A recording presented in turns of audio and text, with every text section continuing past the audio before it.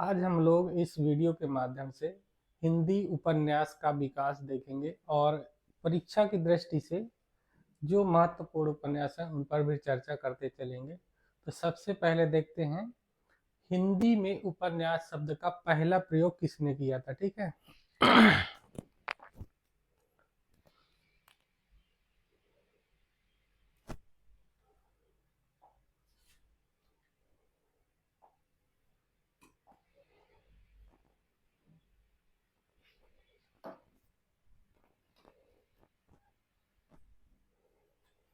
उपन्यास, ठीक है। आज सबसे पहले उपन्यास पर चर्चा करेंगे। हिंदी उपन्यास का विकास, ठीक है। तो प्रथम उत्थान सबसे पहले आता है प्रेमचंद पूर्व युग। हिंदी में उपन्यास शब्द का प्रथम प्रयोग भारतेंदु हरिश्चंद्र ने 1875 ईस्वी में किया था। किसने किया था? हिंदी में उपन्यास शब्द का प्रथम प्रयोग भारतेंदु हरिश्चंद्र ने 1875 ईस्वी में किया था। ठीक है। 1875 ईस्वी में किया था। अब देख लेते हैं कि हिंदी का प्रथम उपन्यास कौन है, उसका और उस उपन्यास को लिखने वाला कौन है। विभिन्न विद्वानों ने अलग अलग उपन्यासकारों को हिंदी का पहला उपन्यासकार माना है और देख लेते हैं। तो सबसे पहले हैं डॉक्टर गोपाल राय। ये हैं डॉक्टर गोपाल राय। गोपाल राय क्या करते हैं? देवरानी जेठानी की कहानी। गोपाल राय देवरानी जेठानी की कहानी पंडित गौरी दत्त शुक्ल की है। इसको हिंदी का प्रथम उपन्यास मानते। ठीक है। और इसका रचना काल 1870 ईस्वी है।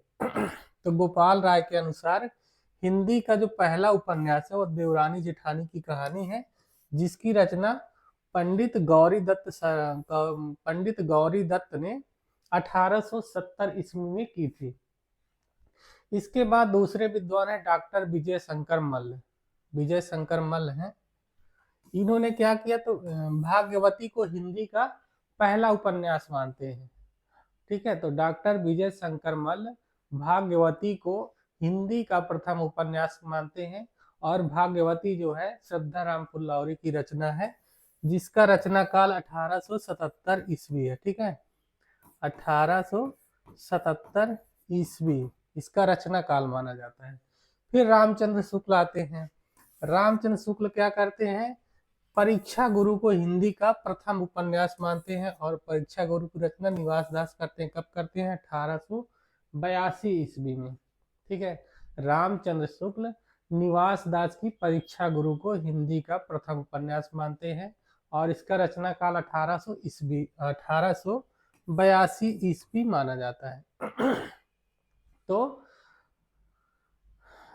अनेक विद्वानों ने अपने अपने मतानुसार हिंदी का अलग अलग उपन्यास को प्रथम उपन्यास मानते हैं। जैसे गोपाल राय ये देवरानी जेठानी की कहानी को पहला उपन्यास मानते हैं। विजय शंकर मल्ल श्रद्धाराम की भाग्यवती को पहला उपन्यास मानते हैं। इसके बाद रामचंद्र शुक्ल हैं, ये निवास दास की परीक्षा गुरु को हिंदी का प्रथम उपन्यास मानते हैं। ठीक है। शुक्ल जी ने लाला निवास दास के परीक्षा गुरु को अंग्रेजी के ढंग का हिंदी का प्रथम मौलिक उपन्यास माना है। आचार्य रामचंद्र शुक्ल क्या करते हैं? लाला निवास दास की जो उपन्यास है परीक्षा गुरु, इसे अंग्रेजी के ढंग का हिंदी का प्रथम मौलिक उपन्यास मानते हैं। ठीक है। अब इसके बाद देख लेते हैं प्रेमचंद पूर्व सामाजिक उपदेश प्रधान सामाजिक उपन्यास। ठीक है। प्रेमचंद्र पूर्व उपदेश प्रधान जो सामाजिक उपन्यास लिखे गए हैं उनको देख लेते। तो सबसे पहले हैं गौरी दत्त। गौरी दत्त क्या करते हैं? ये देवरानी जेठानी की कहानी लिखते हैं। गौरी दत्त का इनका उपन्यास है देवरानी जेठानी की कहानी। गौरी दत्त है। गौरी दत्त के उपन्यास का क्या नाम है? देवरानी जेठानी की कहानी। ये इंपॉर्टेंट रचना है। ठीक है। इसके बाद ईश्वरी प्रसाद व कल्याण राय है। ठीक है। ईश्वरी प्रसाद व कल्याण राय ये क्या करते हैं? इनकी उपन्यास का नाम है वामा शिक्षक। ये भी इंपॉर्टेंट रचना है। ईश्वरी प्रसाद व कल्याण राय इनके उपन्यास का नाम है वामा शिक्षक। ये भी महत्वपूर्ण है। इसके बाद है श्रद्धाराम फुल्लौरी। श्रद्धाराम फुल्लौरी के उपन्यास का क्या नाम है? भाग्यवती और 1877 में प्रकाशित होता है। श्रद्धाराम फुल्लौरी इनके उपन्यास का नाम है। भाग्यवती 1877 ईस्वी में प्रकाशित होता है। श्रद्धाराम फुल्लौरी भाग्यवती, ये भी इम्पॉर्टेंट रचना है, ठीक है। तो श्रद्धाराम फुल्लौरी की भाग्यवती है और इसका रचना काल 1877 ईस्वी है। इसके बाद है लाला निवास दास। लाला निवास दास के उपन्यास का क्या नाम है? परीक्षा गुरु। लाला निवास दास इन्होंने परीक्षा गुरु की रचना की है और इसका रचना काल क्या है? 1882 ईस्वी। लाला निवास दास, इनके उपन्यास का नाम है परीक्षा गुरु और यह 1882 ईस्वी में प्रकाशित होता है। परीक्षा गुरु हायर एग्जाम में सिलेबस में रखा गया है, हायर में है तो इम्पॉर्टेंट है। और इनके बाद है बालकृष्ण भट्ट। बालकृष्ण भट्ट 3 उपन्यास लिखते हैं, नूतन ब्रह्मचारी, रहस्य कथा और 100 अजान एक सुजान, ठीक है। बालकृष्ण भट्ट है, ये भी महत्वपूर्ण। नूतन ब्रह्मचारी इनका पहला उपन्यास है और दूसरा है रहस्य कथा, तीसरा है 100 अजान एक सुजान। तो सबसे पहले लिखते हैं नूतन ब्रह्मचारी, इसके बाद रहस्य कथा है और है 100 अजान एक सुजान, ये इम्पॉर्टेंट रचना है। 100 अजान एक सुजान, ये भी इम्पॉर्टेंट है। तो बालकृष्ण भट्ट के उपन्यास कौन कौन से हैं? नूतन ब्रह्मचारी, रहस्य कथा और 100 अजान एक सुजान। इसके बाद है राधा कृष्ण दास। राधा कृष्ण दास क्या करते हैं? राधा कृष्ण दास, राधा कृष्ण दास, इनका उपन्यास है निस्सहाय हिंदू। निस्सहाय हिंदू, ठीक है। इसका रचना काल है 1890 ईस्वी। राधा कृष्ण दास, इनका उपन्यास है निस्सहाय हिंदू, ये महत्वपूर्ण है, इम्पॉर्टेंट रचना है, परीक्षा की दृष्टि से महत्वपूर्ण है। राधा कृष्ण दास की निस्सहाय हिंदू है और इसका रचना काल है 1890 ईस्वी। इनके बाद ठाकुर जगमोहन सिंह है। ठाकुर जगमोहन सिंह का श्यामा स्वप्न है, इनका उपन्यास है श्यामा स्वप्न, 1888 ईस्वी में ये प्रकाशित होता है, ठीक है ना। श्यामा स्वप्न, ये भी महत्वपूर्ण, मोस्ट इम्पॉर्टेंट है ये सब। तो ठाकुर जगमोहन सिंह का श्यामा स्वप्न, ये 1888 ईस्वी में प्रकाशित होता है। इसके बाद है लज्जा राम मेहता। लज्जा राम मेहता, इन्होंने कई उपन्यास लिखे हैं। लज्जा राम मेहता, तो पहले देख लेते हैं। पहला उपन्यास है इनका लज्जा राम मेहता का, पहला है धूर्त रसिकलाल, दूसरा है स्वतंत्र रमा और परतंत्र लक्ष्मी, तीसरा है आदर्श दंपति, चौथा है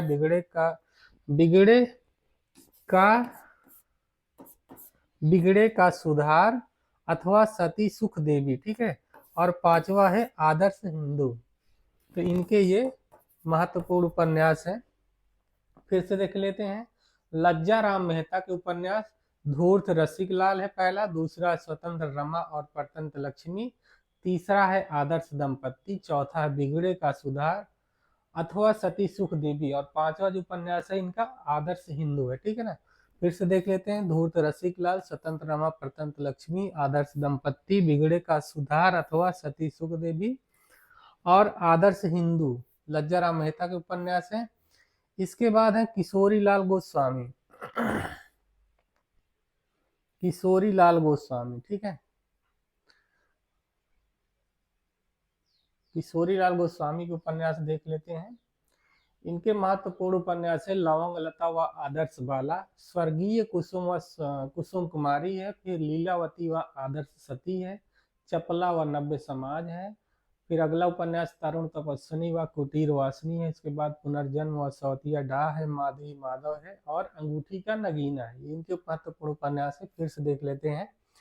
किशोरी लाल गोस्वामी, पहला उपन्यास है लवंग लता अथवा आदर्श बाला, दूसरा उपन्यास है कुसुम कुमारी, स्वर्गीय कुसुम व कुसुम कुमारी, तीसरा है लीलावती व आदर्श सती, चौथा है चपला व नव्य समाज, पांचवा तरुण तपस्विनी व कुटीर वासनी, छठवा है पुनर्जन्म व सौतिया डाह, सातवां है माधवी माधव और आठवां है अंगूठी का नगीना।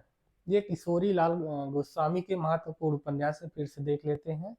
पहला है लवंग लता व आदर्श बाला, उसके बाद स्वर्गीय कुसुम व कुसुम कुमारी है, फिर लीलावती व आदर्श सती है, और चपला व नव्य समाज है, और इसके बाद है तरुण तपस्वी व कुटीर वासिनी, पुनर्जन्म व सौतिया डाह, माधवी माधव, और अंत में अंगूठी का नगीना। ये इनके महत्वपूर्ण उपन्यास है। ठीक है,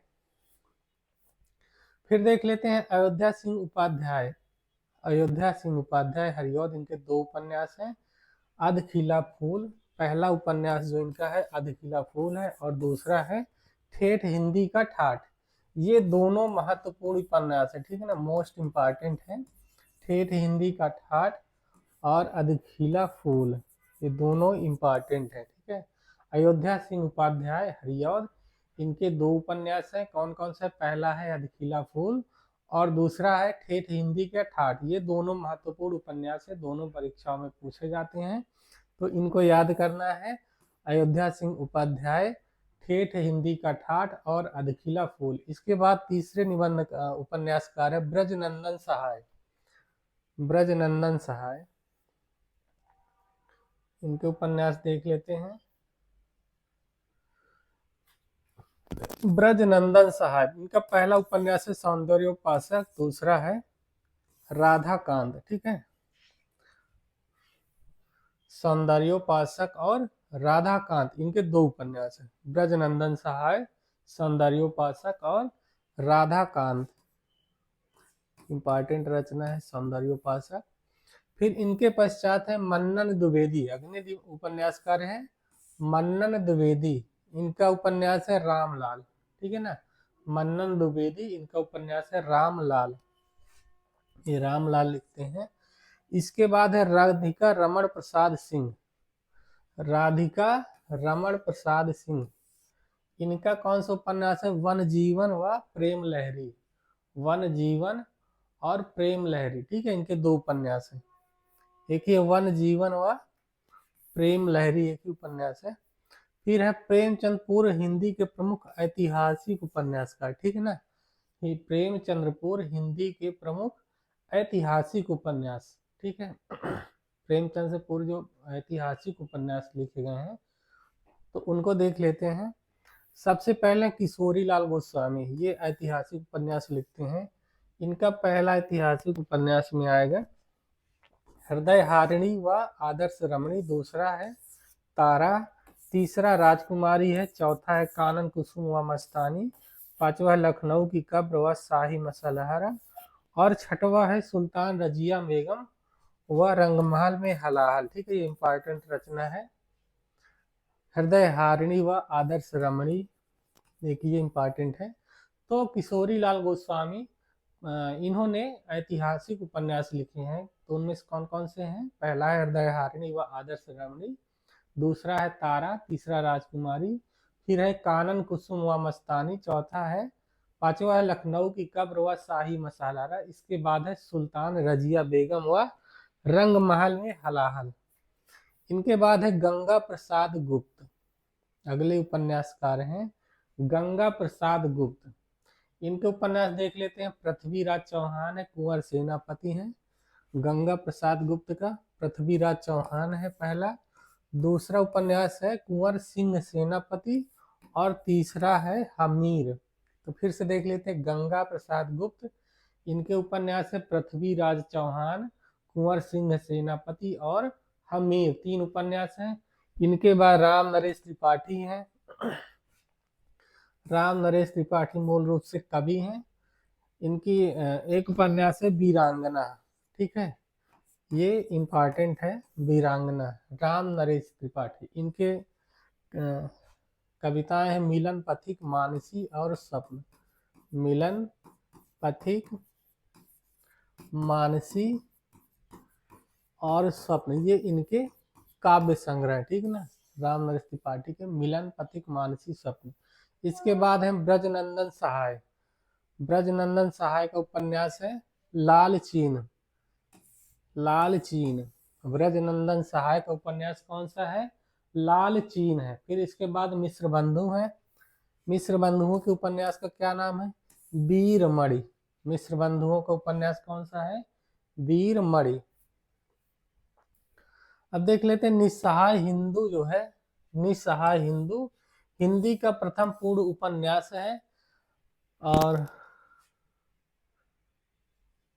निस्सहाय हिंदू जो है हिंदी का प्रथम पूर्ण उपन्यास है जिसमें नाटकीय पद्धति पर प्रसंगों का निर्माण तथा कथाओं के युगपत संक्रमण की विधि अपनाई गई है। ठीक है, निस्सहाय हिंदू हिंदी का प्रथम पूर्ण उपन्यास माना जाता है जिसमें नाटकीय पद्धति पर कथा प्रसंगों का निर्माण और कथाओं के युगपत संक्रमण की विधि अपनाई गई है। ठीक है, अब इनके बाद है अगले उपन्यासकार है देवकी नंदन खत्री।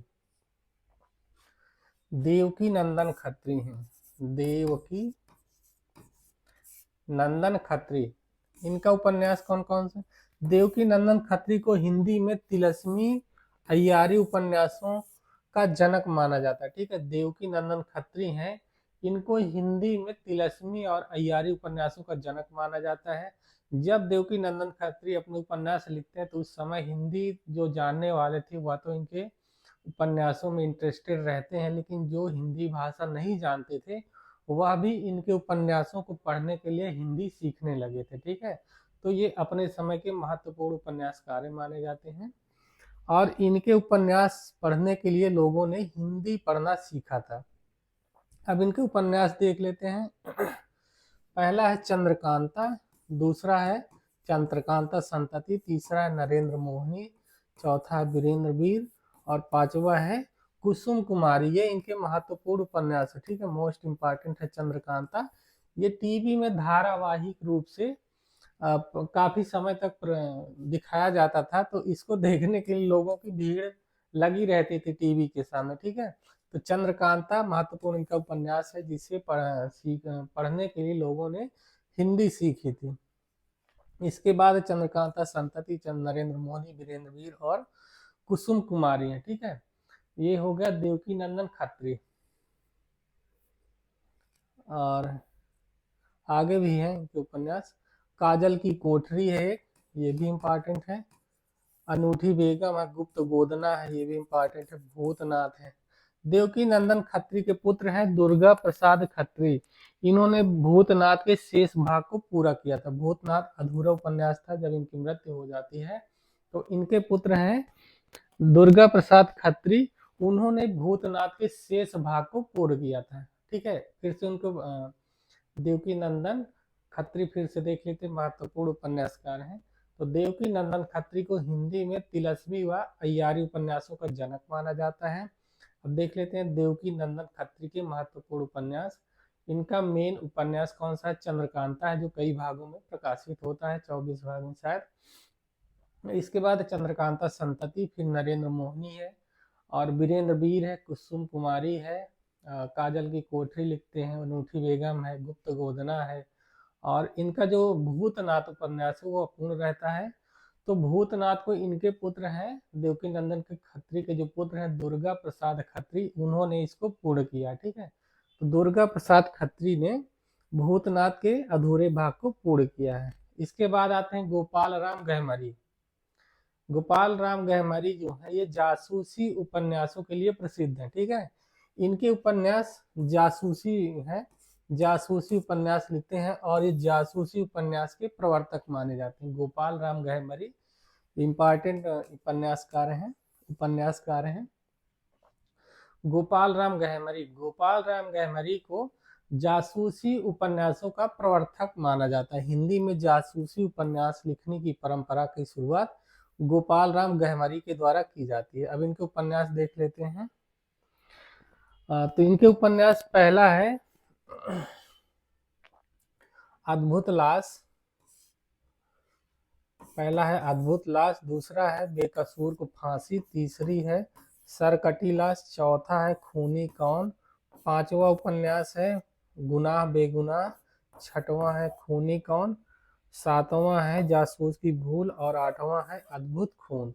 ये गोपाल राम गहमरी के महत्वपूर्ण उपन्यास माने जाते हैं। ठीक है ना, गोपाल राम गहमरी को हिंदी का कानन डायर कहा जाता है। गोपाल राम गहमरी को हिंदी का कानन डायल कहा जाता है। ठीक है, फिर से देख लेते हैं गोपाल राम गहमरी। गोपाल राम गहरी जो गहमरी हैं, ये हिंदी में जासूसी उपन्यासों के प्रवर्तक माने जाते हैं। प्रश्न पूछा जाता है कि जासूसी उपन्यासों का प्रवर्तक हिंदी में किसे माना जाता है, तो गोपाल राम गहमरी को माना जाता है। इनके महत्वपूर्ण जो उपन्यास है वो जासूसी के लिए लिखे गए हैं और इसमें रोचकता बनी रहती है पढ़ने में। तो देख लेते हैं उपन्यास। अद्भुत लाश है, बेकसूर को फांसी है, सरकटी लाश है, खूनी कौन है एक उपन्यास, और गुनाह बेगुनाह है, जासूस की भूल है, अद्भुत खून है। ये इनके उपन्यास है, ठीक है ना। अद्भुत लाश इंपॉर्टेंट है, सरकटी लाश है, जासूस की भूल है, अद्भुत खून, ये इनके महत्वपूर्ण उपन्यास माने जाते हैं, ठीक है। गोपाल राम गहमरी, फिर से इनके उपन्यास देख लेते हैं। गोपाल राम गहमरी को हिंदी में जासूसी उपन्यासों का प्रवर्तक माना जाता है, ठीक है। और इनके उपन्यास हैं अद्भुत लाश, बेकसूर को फांसी, सरकटी लाश, खूनी कौन, गुनाह बेगुनाह, जासूस की भूल और अद्भुत खून। इन्हें हिंदी का कानन डायल कहा जाता है, ठीक है ना। अब इसके बाद है भुवनेश्वर। भुवनेश्वर के दो उपन्यास हैं, पहला है घराऊ घाट और दूसरा है बलवंत भूमिहार। भुवनेश्वर, इनके उपन्यास कौन कौन से हैं? घराऊ घाट और बलवंत भूमिहार। भुवनेश्वर ये मुख्य रूप से नाटककार हैं।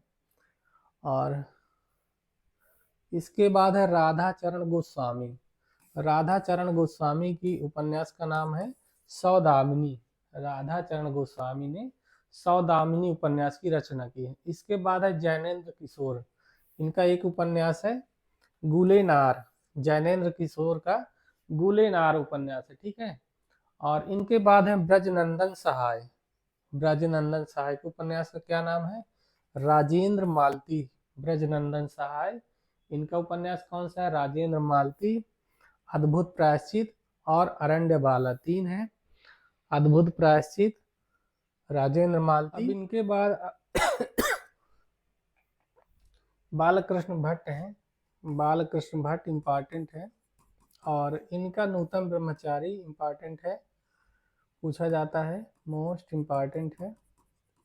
रहस्य कथा है और तीसरा है सौ अजान एक सुजान। इनका जो तीसरा उपन्यास है सौ अजान एक सुजान है, ये 1892 ईस्वी में लिखा जाता है, ठीक है। बालकृष्ण भट्ट के तीन उपन्यास है, नूतन ब्रह्मचारी, रहस्य कथा और सौ अजान एक सुजान। सौ अजान एक सुजान जो है ये 1892 ईस्वी में लिखा जाता है। इसके बाद है राधा कृष्ण दास। राधा कृष्ण दास निसहाय हिंदू लिखते हैं, ये भी मोस्ट इम्पॉर्टेंट रचना है, कई बार पूछी जा चुकी है। तो राधा कृष्ण दास के उपन्यास का क्या नाम है? निसहाय हिंदू। इसके बाद अगले उपन्यासकार है ठाकुर जगमोहन सिंह। ठाकुर जगमोहन सिंह श्यामा स्वप्न लिखते हैं, ठीक है। श्यामा स्वप्न, ये भी मोस्ट इम्पॉर्टेंट रचना है। श्यामा स्वप्न, ठाकुर जगमोहन सिंह श्यामा स्वप्न लिखते हैं, ये भी महत्वपूर्ण उपन्यास है, कई बार पूछा जा चुका है। इनके बाद है लज्जा राम मेहता।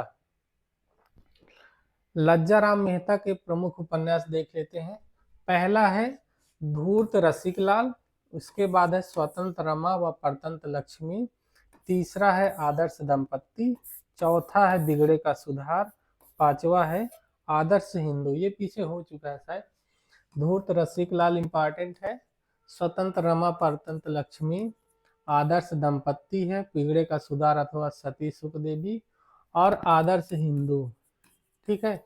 ये इनके महत्वपूर्ण उपन्यास है। लज्जा राम मेहता, फिर से देख लेते हैं। लज्जा राम मेहता, इनका उपन्यास है धूर्त रसिकलाल, स्वतंत्र रमा व परतंत्र लक्ष्मी, आदर्श दंपत्ति, फिर अगला उपन्यास है बिगड़े का सुधार अथवा सती सुख देवी, ठीक है। लज्जा राम मेहता के महत्वपूर्ण उपन्यास है। इनके बाद है किशोरी लाल गोस्वामी, इनके भी कई उपन्यास हैं। किशोरी लाल गोस्वामी, देख लेते हैं कौन कौन से उपन्यास हैं। पहला है किशोरी लाल गोस्वामी के उपन्यास, इनका जो पहला उपन्यास है लवंग लता है। दूसरा है स्वर्गीय कुसुम, स्वर्गीय कुसुम व कुसुम कुमारी। तीसरा उपन्यास है लीलावती व आदर्श सती। चौथा जो उपन्यास है चपला व नव्य समाज, ठीक है, चपला व नव्य समाज। पांचवा उपन्यास है तरुण तपस्विनी व कुटीर वासिनी। छठवां उपन्यास है पुनर्जन्म व सौतिया डाह। सातवां उपन्यास है माधवी माधव व मदन मोहनी। आठवां उपन्यास है अंगूठी का नगीना। नौवां है हृदय हारिणी। फिर 10वां है इनका तारा है। 11वां राजकुमारी है। 12वां उपन्यास है कानन कुसुम व मस्तानी। 13वां जो उपन्यास है लखनऊ की कब्र व शाही मसलहरा। 14वां उपन्यास है सुल्ताना रजिया बेगम व रंग महल में हलाहल। ये महत्वपूर्ण उपन्यास है, पूछा भी जा चुका है, रंग महल में हलाहल व रजिया बेगम, ठीक है, सुल्ताना रजिया बेगम व रंग महल में हलाहल। तो ये इनके महत्वपूर्ण उपन्यास हैं। किशोरी लाल गोस्वामी, फिर से देख लेते हैं किशोरी लाल गोस्वामी के जो महत्वपूर्ण उपन्यास हैं, इनसे पूछे भी जाते हैं।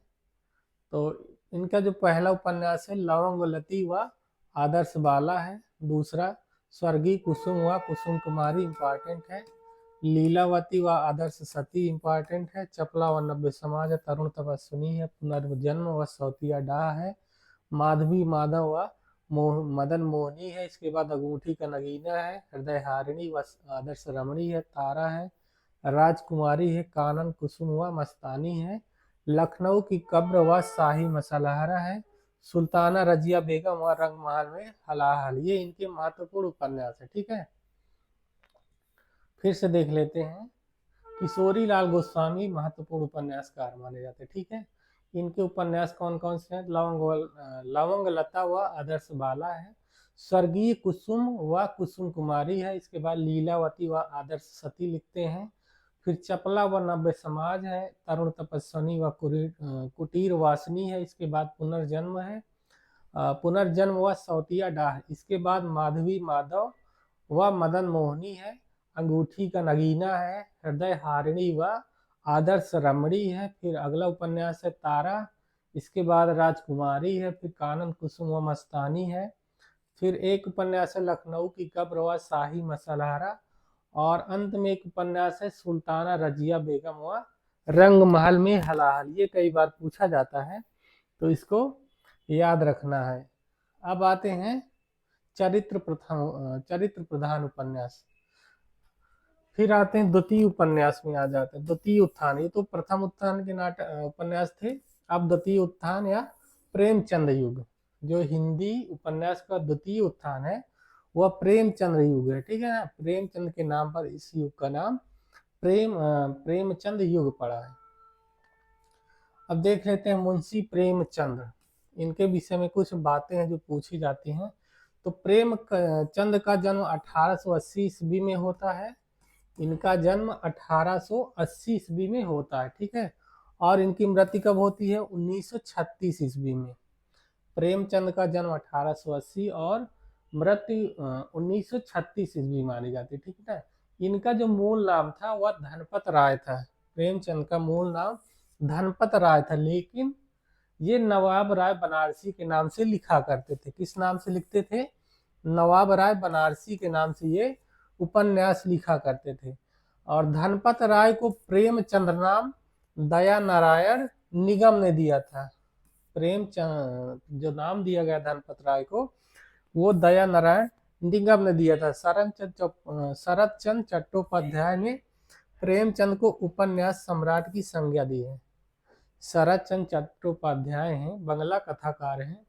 ये बंगला कथाकार बहुत महत्वपूर्ण है। इन्होंने प्रेमचंद को उपन्यास सम्राट की संज्ञा दी है। फिर से देख लेते हैं, प्रश्न बनता है, जन्म तो पूछा ही जाता है, याद रखना है। इसके बाद एक नाम है कि प्रेमचंद, एक प्रश्न बनता है कि प्रेमचंद का मूल नाम क्या था? तो धनपत राय था, ठीक है। और इस एक प्रश्न और बनता है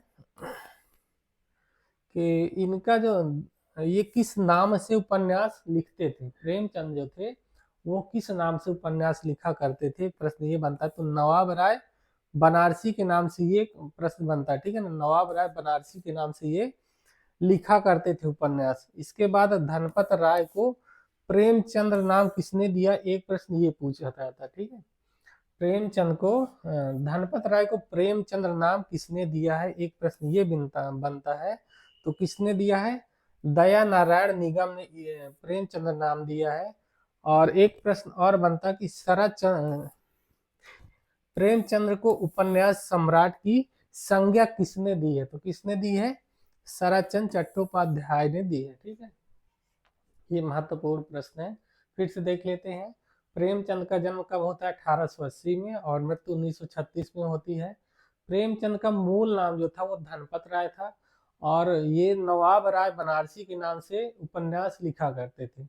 धनपत राय को प्रेमचंद्र नाम जो दिया गया है वो दया नारायण निगम के द्वारा दिया गया है, और शरद चंद्र चट्टोपाध्याय ने प्रेमचंद्र को उपन्यास सम्राट की संज्ञा दी है, ठीक है। अब देख लेते हैं प्रेमचंद्र के उपन्यास। इनका पहला उपन्यास है असरारे माबिद और देवस्थान रहस्य, ठीक है। इसका हिंदी नाम है असरारे नवाबिद, और दूसरा उपन्यास है हम सुरखा व हम सवाब। इसका हिंदी अनुवाद क्या है, प्रेमा अर्थात दो सखियों का विवाह। फिर इनका तीसरा उपन्यास है किसना, जो गबन के नाम से प्रकाशित होता है। गबन इम्पॉर्टेंट रचना है, याद रखना है। फिर चौथा उपन्यास है जलवाए हिसार, और ये वरदान नाम से प्रकाशित होता है। इसके बाद पांचवा है बाजारे हुस्न। बाजारे हुस्न जो है सेवा सदन नाम से प्रकाशित होता है 1918 ईस्वी में, ठीक है। फिर छठवां है गोसाए आफिमत या प्रेमाश्रम। गोसाए आफिमत प्रेमाश्रम नाम से प्रकाशित होता है बाद में। फिर है चौगाने हस्ती यानी रंगभूमि नाम से ये प्रकाशित होता है। ये इनके मोस्ट इम्पॉर्टेंट उपन्यास है। इसका मुख्य पात्र सूरदास रहता है, अंधा रहता है। और सेवा सदन है, प्रेमाश्रम है, गबन और वरदान है, प्रेमा अर्थात दो सखियों का विवाह है। फिर से देख लेते हैं प्रेमचंद के उपन्यास। प्रेमचंद के जो महत्वपूर्ण उपन्यास है पहले उर्दू भाषा में लिखे गए थे, बाद में हिंदी में प्रकाशित होते थे। सबसे पहले आता है असरारे माबिद, जो बाद में देवस्थान रहस्य के नाम से प्रकाशित होता है। फिर इसके बाद अगला उपन्यास है हम सुरखा व हम सवाब, और हम सुरखा व हम सवाब जो है ये प्रेमा अर्थात दो सखियों का विवाह के नाम से प्रकाशित होता है। फिर इनका जो तीसरा उपन्यास किसना है वह गबन के नाम से प्रकाशित होता है। और चौथा उपन्यास जलवाए इसार जो है जलवाए ईसार जो है वरदान नाम से हिंदी में प्रकाशित होता है, ठीक है। फिर एक है बाजारे हुस्न सेवा सदन के नाम से 1918 में प्रकाशित होता है। फिर गोसाए आफिमत आता है, ये प्रेमाश्रम नाम से प्रकाशित होता है। और एक उपन्यास है चौगाने हस्ती जो रंगभूमि के नाम से प्रकाशित होता है, ठीक है। और एक इनका अंतिम उपन्यास है गोदान, ठीक है। अब देख लेते हैं इनके उपन्यासों का रचना क्रम क्या है। ये महत्वपूर्ण उपन्यास है, इनका रचना क्रम क्या है ये पूछा जाता है। तो इनकी रचना देख लेते हैं फिर से। प्रेमचंद के उपन्यासों का रचना क्रम, सबसे पहला उपन्यास देवस्थान रहस्य आता है, और यह 1905 ईस्वी में आता है। 1905 ईस्वी में देवस्थान रहस्य आता है। दूसरा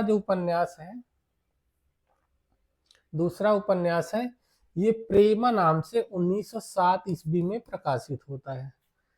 तीसरा उपन्यास जो है सेवा सदन है, ठीक है ना, ये मोस्ट इम्पॉर्टेंट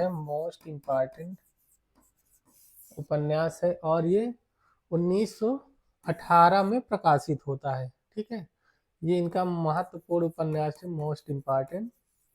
फिर है चौथा उपन्यास है वरदान कब आता है, 1921 ईस्वी में आता है, ठीक है, 1921 में।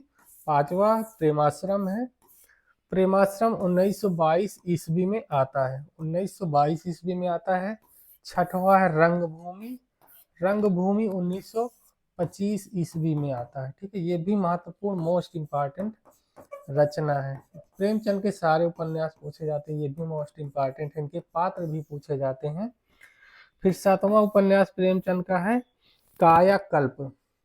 ये 1926 ईस्वी में प्रकाशित होता है। कायाकल्प 1926 में आता है। 8वां जो है निर्मला है, ठीक है। निर्मला भी इनका इम्पॉर्टेंट उपन्यास है, जो अनमेल विवाह की समस्या को लेकर लिखा गया है। ये 1927 ईस्वी में प्रकाशित होता है। फिर इनका अगला उपन्यास है गबन। गबन भी मोस्ट इम्पॉर्टेंट उपन्यास है, गबन, और ये 1931 ईस्वी में लिखा जाता है। इसके बाद है कर्मभूमि। कर्मभूमि है, ये भी मोस्ट इम्पॉर्टेंट है, महत्वपूर्ण उपन्यास है। 1933 ईस्वी इसका रचना काल माना जाता है। फिर अगला उपन्यास है इनका जो महत्वपूर्ण उपन्यास है गोदान है, ठीक है ना, गोदान। ये भी इनका महत्वपूर्ण मोस्ट इम्पॉर्टेंट है। और ये 1936 ईस्वी में आता है। गोदान को कृषक जीवन का महाकाव्य कहा जाता है, ठीक है ना। गोदान इनका मुख्य उपन्यास है और इसके पात्र पूछे जाते हैं। और ये जो अंतिम उपन्यास है मंगलसूत्र करके आता है। मंगलसूत्र इनका अपूर्ण या अधूरा उपन्यास है, 1948 ईस्वी में आता है, शायद गलत है। ये इनका अपूर्ण उपन्यास था, ठीक है ना। अब गोदान उपन्यास के पात्र पूछे जाते हैं, तो गोदान उपन्यास में महत्वपूर्ण पात्र कौन कौन से हैं? होरी, इसकी पत्नी रहती है धनिया, इसका बेटा रहता है गोबर, गोबर की पत्नी रहती है झुनिया, और इसकी रूपा, एक बेटी का नाम रहता है, दूसरी जो बेटी रहती है उसका नाम रहता है सोना। ये तो इसके परिवार के सदस्य हो गए। फिर इसके गांव के सदस्य रहते हैं दाता दीन, माता दीन, माता दीन, ठीक है ना, ये प्रमुख पात्र हैं। फिर है राय साहब रहते हैं गांव के, राय साहब। ये तो इनके ग्रामीण पात्र हो गए। अब इनमें शहरी पात्र भी हैं। शहरी पात्र कौन कौन से हैं? इसमें है होरी के जो गांव वाले हैं उसमें कौन कौन से आते हैं? मेहता,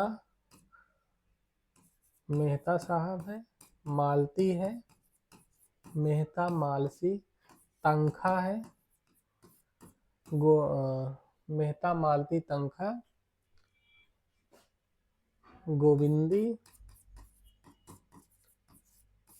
खन्ना। ये प्रमुख शहरी पात्र हैं, शहर की पृष्ठभूमि से आते हैं। तो गोदान के पात्र पूछे जाते हैं, तो इसका मुख्य पात्र होरी रहता है, ठीक है। होरी की पत्नी का नाम धनिया रहता है और इसका पुत्र गोबर रहता है। इसके जो एक लड़की रहती है रूपा और छोटी वाली लड़की रहती है सोना। गोबर की पत्नी रहती है झुनिया। झुनिया किसकी बेटी रहती है? भोला की, ठीक है। भोला भी इसका एक पात्र रहती है और इसकी जो शादी होती है नोहरी से होती है, नोहरी। तो ये इसके प्रमुख पात्र हैं। गांव के दाता दीन है, माता दीन है। माता दीन की विवाह जो सिलिया नामक चमारिन से विवाह कर लेता है, गांव में रख लेता है, ठीक है। तो इनका धर्म भ्रष्ट हो जाता है, पंडित जी रहते हैं। फिर राय साहब इनके गांव के जमींदार रहते हैं और शहरी पात्र इनके फ्रेंड रहते हैं मेहता, मालती, तंखा, खन्ना, गोविंदी। ये इनके प्रमुख पात्र हैं, ठीक है। ये पूछा जाता है। मंगलसूत्र प्रेमचंद का अधूरा उपन्यास माना जाता है। प्रेमचंद को आदर्शोन्मुख यथार्थवादी उपन्यास लेखन की परंपरा का प्रवर्तक माना जाता है। एक प्रश्न पूछा जाता है कि प्रेमचंद के उपन्यास किस प्रकार के हैं? तो आदर्शोन्मुख यथार्थवादी हैं, ठीक है। आदर्शोन्मुख यथार्थवादी उपन्यास लिखते हैं। प्रेमचंद के उपन्यास हैं आदर्शोन्मुख यथार्थमुखी, यथार्थवादी। फिर से देख लेते हैं प्रेमचंद। प्रेमचंद महत्वपूर्ण उपन्यास है, इनके उपन्यास फिर से देख लेते हैं। ये जो उपन्यास है ये उर्दू भाषा में लिखे गए थे नवाब राय से जब थे, उर्दू भाषा में लिखे गए हैं। बाद में ये हिंदी में प्रकाशित होते हैं, ठीक है ना। तो हिंदी में प्रकाशित जब होते हैं, पहले इन्हें देख लेते हैं। कभी कभी पूछता है कि कौन सा उपन्यास किस नाम से प्रकाशित हुआ है, ठीक है। तो असरारे माबिद जो इनका उपन्यास था वो देवस्थान रहस्य के नाम से हिंदी भाषा में प्रकाशित होता है। फिर हम सुरखा व हम सवाब जो दूसरा उपन्यास रहता है, या प्रेमा अर्थात दो सखियों का विवाह के नाम से प्रकाशित होता है।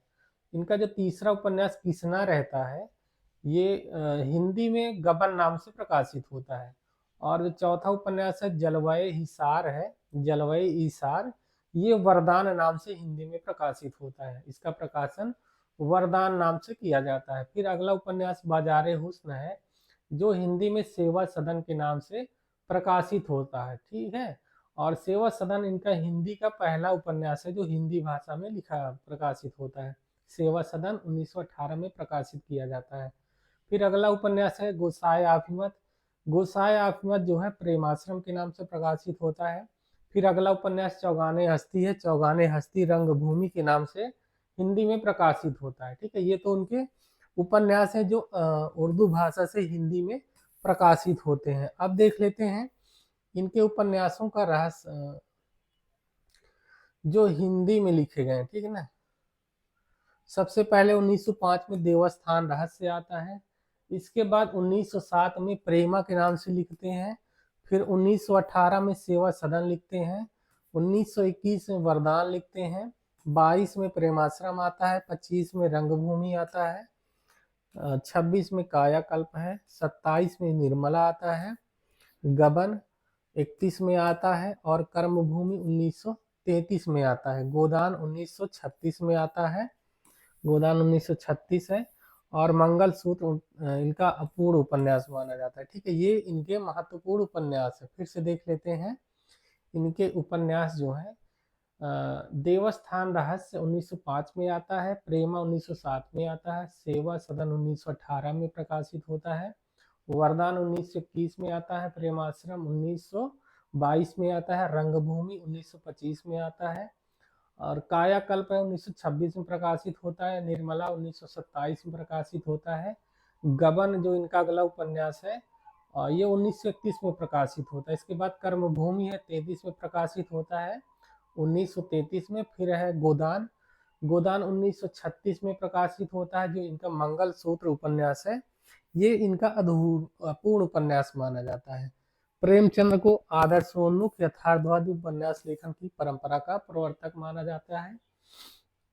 अब देख लेते हैं गबन गोदान जो इनका उपन्यास है, इससे महत्वपूर्ण प्रश्न बनते हैं।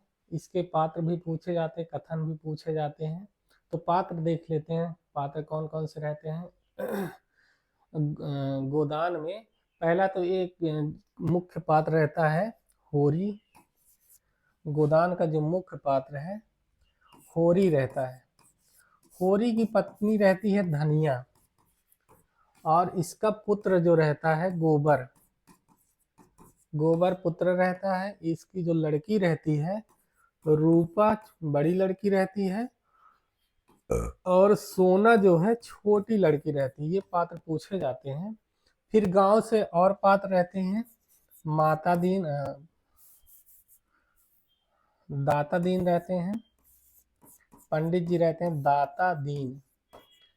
और इनके पुत्र रहते हैं माता दीन, माता दीन।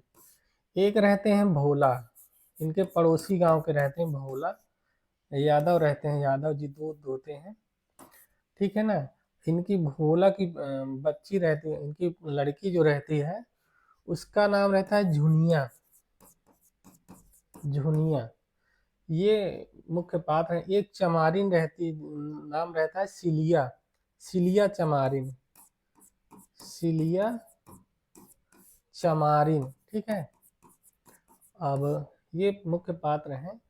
राय साहब यहाँ के जमींदार रहते हैं, राय साहब। अब देख लेते हैं जो होरी धनिया, ये होरी है, इसकी पत्नी धनिया है। गोबर जो रहता है इसका लड़का, ये झुनिया से भोला की भोला जो रहता है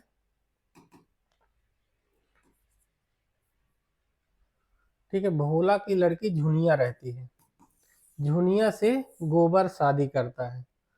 इसके बाद रूपा रहती है, सोना रहती है।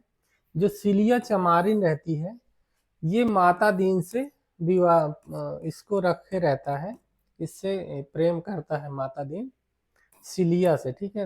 लास्ट में इससे शादी करता है। ये हो गए। अब ग्रामीण शहरी पृष्ठभूमि के पात्र देख लेते हैं इसमें। मेहता है, मिस्टर मेहता, मेहता।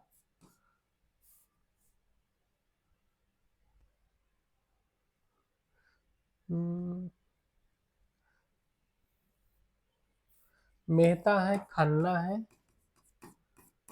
और मालती है। मालती मेहता से प्रेम करती है। और तंखा है, और गोविंदी है इनकी पत्नी, गोविंदी।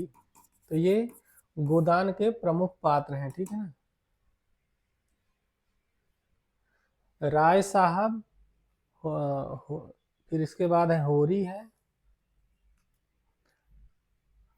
गोबर है, रूपा है, सोना है, खन्ना है, मालती है, तंखा है, गोविंदी है। ये इसके प्रमुख पात्र हैं। दाता दीन है, माता दीन है। दाता दीन का लड़का का नाम माता दीन रहता है। माता दीन सिलिया चमारिन रहती है, जो काम करती है इनके घर में, उससे शादी, उसको रखे रहता है, उससे प्रेम करता है। भोला एक यादव जी हैं, और ये अपनी इनकी लड़की जो रहती है वो गोबर से भागकर शादी कर लेती है। तो ये इसके प्रमुख पात्र हैं। अब देख लेते हैं विश्वंभर नाथ शर्मा कौशिक। अगले उपन्यासकार हैं विश्वंभर नाथ शर्मा कौशिक। इनका उपन्यास से पहला है माँ, इम्पॉर्टेंट है माँ, और दूसरा है भिखारिणी, ये भी इम्पॉर्टेंट है। विश्वंभर नाथ शर्मा कौशिक के इनके दो उपन्यास है, माँ और भिखारिणी। विश्वंभर नाथ शर्मा कौशिक माँ और भिखारिणी दो उपन्यास लगते हैं। इसके बाद है शिव पूजन सहाय। शिव पूजन सहाय ये भी इम्पॉर्टेंट है, ये देहाती दुनिया लिखते हैं, महत्वपूर्ण उपन्यास है। कई बार पूछा जाता है परीक्षाओं में कि शिव पूजन सहाय का उपन्यास कौन सा है, तो देहाती दुनिया, इसको याद रखना है। गोपाल राय हैं, ये देहाती दुनिया को आंचलिक उपन्यास मानते हैं। गोपाल राय हैं डॉक्टर गोपाल राय देहाती दुनिया को आंचलिक उपन्यास मानते हैं, ठीक है। गोपाल राय शिव पूजन सहाय के देहाती दुनिया को आंचलिक उपन्यास मानते हैं। इसके बाद है चंडी प्रसाद हरदेश। इनके दो उपन्यास है, पहला है मनोरमा और दूसरा है मंगल प्रभात। चंडी प्रसाद हरदेश, इनके दो उपन्यास है मनोरमा और मंगल प्रभात। फिर इसके बाद है पांडे बेचन शर्मा उग्र। पांडे बेचन शर्मा उग्र, इनके उपन्यास देख लेते हैं, कई उपन्यास लिखे हैं।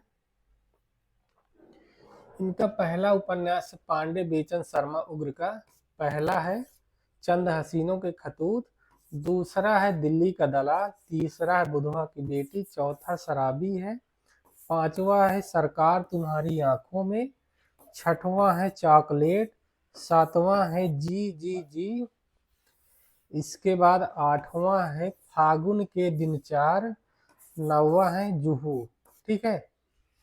और हिंदी में प्रगतिवादी उपन्यासों का जनक पांडे बेचन शर्मा उग्र को माना जाता है। हिंदी में प्रगतिवादी उपन्यास जो है उसके जनक कौन माने जाते हैं? पांडे बेचन शर्मा उग्र। प्रगतिवादी उपन्यासों का जनक किसे माना जाता है, एक प्रश्न बनता है, तो कौन है? पांडे बेचन शर्मा उग्र। इनके उपन्यास फिर से देख लेते हैं। पहला है चंद हसीनों के खतूत, दिल्ली का दलाल, और बुधवा की बेटी, शराबी, सरकार तुम्हारी आंखों में, चॉकलेट, जी जी जी, फागुन के दिन चार और जुहू। ये इनके प्रमुख उपन्यास है, ठीक है। और हिंदी में प्रगतिवादी उपन्यासों का जनक इन्हीं को माना जाता है। पांडे बेचन शर्मा उग्र को हिंदी में प्रगतिवादी उपन्यासों का जनक माना जाता है। अब आते हैं ऋषभ चरण जैन। ऋषभ चरण जैन के उपन्यास देख लेते हैं। ये अगले उपन्यासकार हैं ऋषभ चरण जैन। इनके उपन्यास देख लेते हैं। ऋषभ चरण जैन। पहला उपन्यास है पैसे का साथी, दूसरा है दिल्ली का व्यभिचार, तीसरा है वेश्यापुत्र, चौथा है मास्टर साहब, और पांचवा है सत्याग्रह, छठवां है रहस्यमयी, फिर सातवां है दिल्ली का कलंक, आठवां है चंपाकली, नौवां है मैखाना, 10वां है तीन इक्के, और 11वां है दुराचार के अड्डे। फिर से देख लेते हैं इनके उपन्यास। ऋषभ चरण जैन, इनके उपन्यास देख लेते हैं। पैसे का साथी है, दिल्ली का व्यभिचार है, वेश्यापुत्र है, मास्टर साहब है, सत्याग्रह है, और रहस्यमयी है, दिल्ली का कलंक है, चंपाकली है, मैखाने हैं, तीन इक्के है, 2004 के अड्डे हैं। ये इनके महत्वपूर्ण उपन्यास है। ठीक है, फिर से देख लेते हैं। पैसे का साथी, दिल्ली का व्यभिचार, वेश्यापुत्र, मास्टर साहब, सत्याग्रह, रहस्यमयी, दिल्ली का कलंक, चंपाकली, मैखाना, तीन इक्के, दुराचार के अड्डे। ठीक है, ये उनके महत्वपूर्ण उपन्यास हैं। अब आते हैं जयशंकर प्रसाद। जयशंकर प्रसाद 3 उपन्यास लिखते हैं। जयशंकर प्रसाद मुख्य रूप से नाटककार के रूप में जाने जाते हैं, नाटककार हैं। ठीक है, इनके उपन्यास हैं। पहला है कंकाल, 1929 में आता है, 1929 ईस्वी में। इनका दूसरा उपन्यास तितली है, 1934 ईस्वी में प्रकाशित होता है, और तीसरा है इरावती, ये 1936 ईस्वी में प्रकाशित होता है। ठीक है, जयशंकर प्रसाद के 3 उपन्यास हैं। पहला है कंकाल, दूसरा तितली, और तीसरा है इरावती। इरावती अपूर्ण इनकी रचना मानी जाती है, अपूर्ण उपन्यास है। फिर से देख लेते हैं। कंकाल 1929 में लिखते हैं, तितली 1934 में लिखते हैं, और इरावती जो इनका उपन्यास है 1936 में लिखा जाता है, और यह अपूर्ण उपन्यास है। इनके नाटक देख लेते हुए पूछे जाते हैं।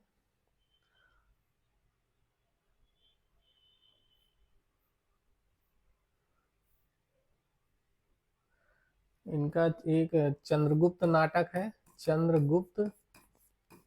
इसके बाद है स्कंदगुप्त, स्कंदगुप्त, और ध्रुव स्वामिनी, ध्रुव स्वामिनी। ये इनके महत्वपूर्ण उपन्यास है। ठीक है, चंद्रगुप्त, स्कंदगुप्त और ध्रुव स्वामिनी जयशंकर प्रसाद के महत्वपूर्ण उपन्यास है। इनके पात्र भी पूछ लिए जाते हैं। ठीक है, ध्रुव स्वामिनी, तो ये याद रखना है। और भी है, कामना है, और जन्मेजय का नागयज्ञ है, कार्नेलिया है। तो जयशंकर प्रसाद के उपन्यास याद रखना है, कंकाल, तितली और इरावती। ठीक है, कंकाल 1929 में प्रकाशित होता है। अब इसके बाद आते हैं चतुर्सेन शास्त्री। चतुर्सेन शास्त्री देख लेते हैं, इनके उपन्यास कौन कौन से हैं। पहला है हृदय की परख, दूसरा है हृदय की प्यास, तीसरा उपन्यास है अमर अभिलाषा, चौथा उपन्यास है व्यभिचार, पांचवा उपन्यास है आत्मदाह। ठीक है, इतने उपन्यास है। हृदय की परख, हृदय की प्यास, अमर अभिलाषा, व्यभिचार और आत्मदाह। फिर से देख लेते हैं चतुर्सेन शास्त्री के उपन्यास। हृदय की परख, हृदय की प्यास, अमर अभिलाषा, व्यभिचार और आत्मदाह। फिर अगले उपन्यासकार हैं सिया राम शरण गुप्त।